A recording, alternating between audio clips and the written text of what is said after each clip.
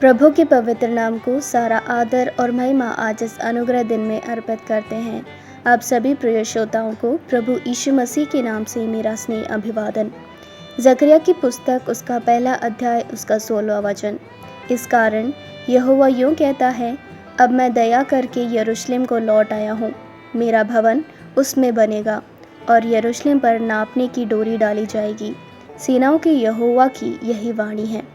पढ़े गए वचन से स्थगित कार्यों को पुनः स्थापित करें विषय लेते हुए आज का वचन मनन करने के लिए प्रभु की शरण में आए। परमेश्वर के जन का परमेश्वर के साथ अनुशासनहीनता और विरोध में काम करने वाली बुद्धि के कारण जरुब्बाबेल राजा ने परमेश्वर के जन जहाँ रहते थे उस देश को और जहाँ वो आराधना करते थे यरूशलेम के मंदिर को जितना हो सकता था उसने नुकसान पहुंचाया और वो जिस देश में रहते थे उसे नष्ट करके उन्हें बंधुआई में ले गए। जरुब्बाबेल का साम्राज्य समाप्त हुआ। फारस के राजा खुसरो ने अधिकार लिया। तब उन्हें अपने देश में वापस लौट आने का और वहां पर मंदिर को पुनः स्थापित करने की अनुमति मिल पाई।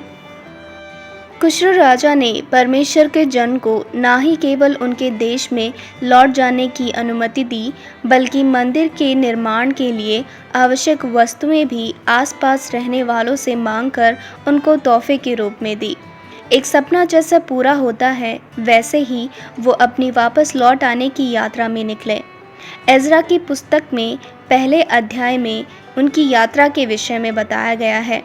वो दुखपूर्वक थी, लेकिन वो बड़े ही उत्साह के साथ उनके नष्ट हुए देश में और अपने घर में अपने परमेश्वर के भवन में वापस लौट आए। परमेश्वर के भवन का पुनः निर्माण ही उनका प्रथम लक्ष्य था, लेकिन जब वो लौटे तो वह अपने लक्ष्य से भटक गए। वहाँ भवन रहने योग्य नहीं थे।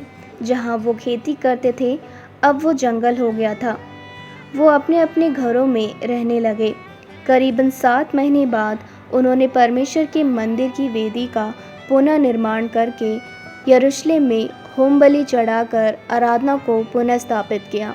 परमेश्वर के भवन का पुनः निर्माण करना ही उनकी इच्छा थी, लेकिन प्रतिकूल अवस्थाओं को देखकर उन्होंने अपने देश को, अपने घरों को और अपनी बारियों को पहले पुनः स्थापित करने में लगे।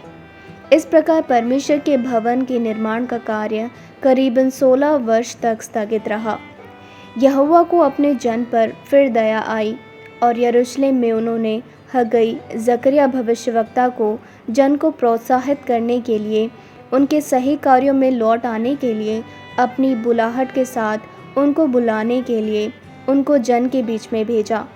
इसलिए जो कार्य स्थगित था 4 वर्षों में वो पूरा हो पाया और परमेश्वर ने अपनी कृपा करी। इसलिए मुझे सुनने वाले मेरे प्रिय श्रोताओं, आप अपनी नौकरी में, अपनी जिम्मेदारियों में व्यस्त होंगे। आपके पास सुबह से लेकर शाम तक अनेकों कार्य होंगे करने के लिए। बातें बिल्कुल सही हैं।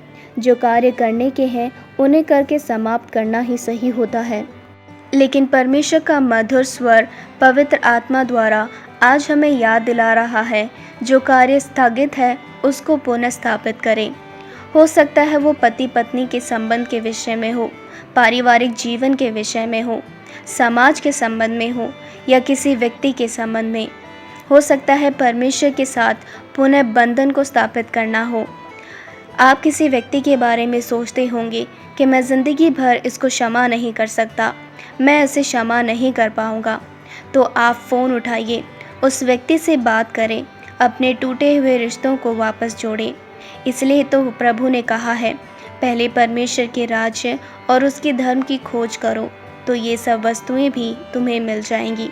इसलिए इस अनुग्रह दिन में परमेश्वर की क्या इच्छा है उसे जान के जो कार्य स्थगित है उन्हें पुनः स्थापित करें और अपने आप को इसके लिए समर्पित करें।